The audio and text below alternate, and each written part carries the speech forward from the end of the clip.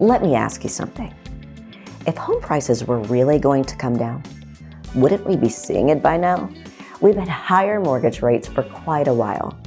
Inventory has improved in certain parts of the country, and buyers aren't bidding aggressively the way that they were 2 or 3 years ago. So it makes sense that a lot of people are thinking, okay, this has to be the year that prices are finally falling. But once you step back from the noise and focus on the numbers, the situation isn't as simple as it feels. Yes, the market has shifted.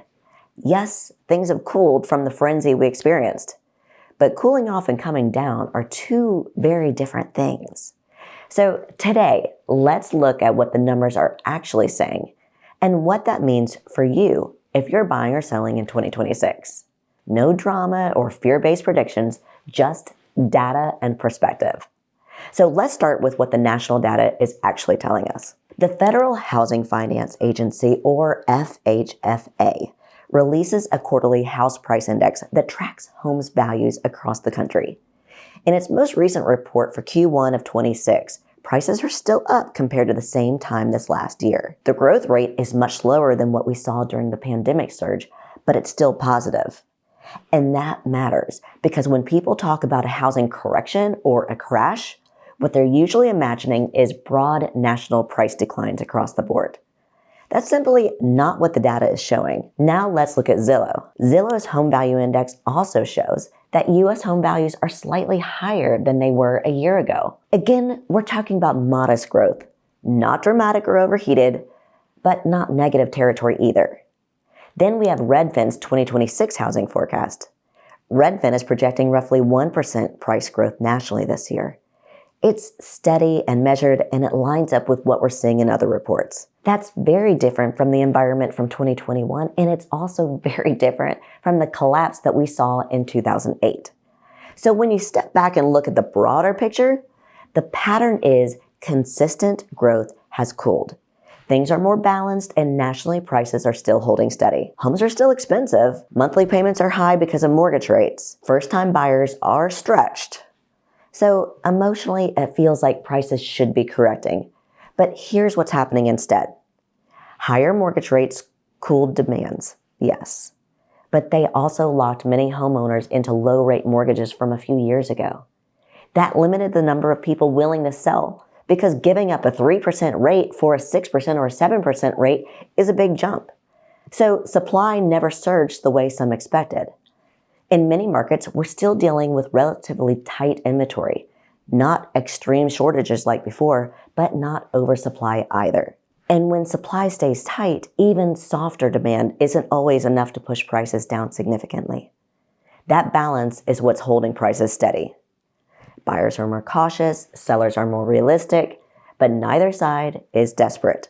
And markets don't crash when both sides are relatively stable. Looking ahead, most forecasts remain conservative, but steady. Redfin expects about 1% growth nationally this year. Zillow anticipates modest appreciation as well, and FHFA's data continues to show year-over-year gains. When several independent reports show the same trend, that adds credibility. But it also doesn't mean every local market behaves exactly the same. Some areas with rapid pandemic growth or higher inventory are seeing prices level off or soften slightly. Other markets with strong job growth and steady demand are still seeing values hold firm. That's why real estate is always local.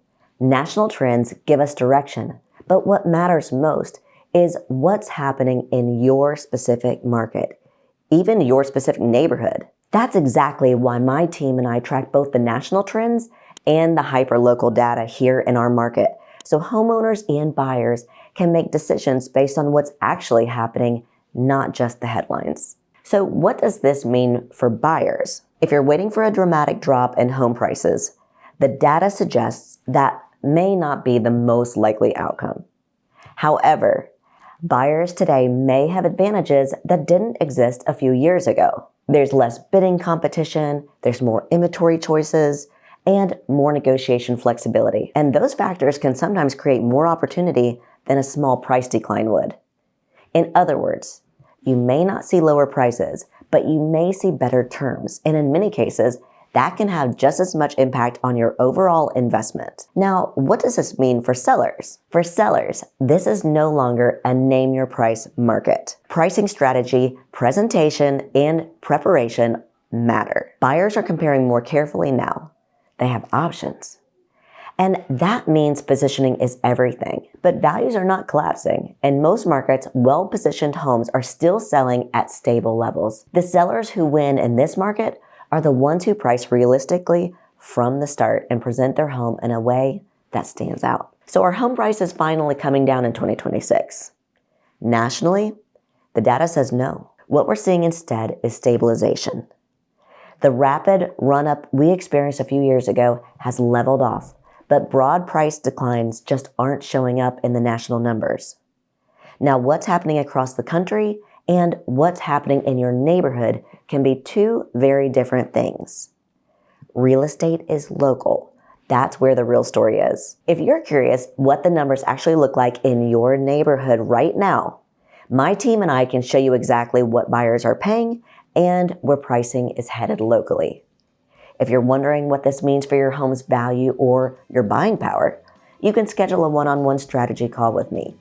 My team and I will walk you through the data together and build a plan that makes sense for you this year. And if you found this breakdown helpful, make sure to like and subscribe so you don't miss future market updates and practical real estate insights.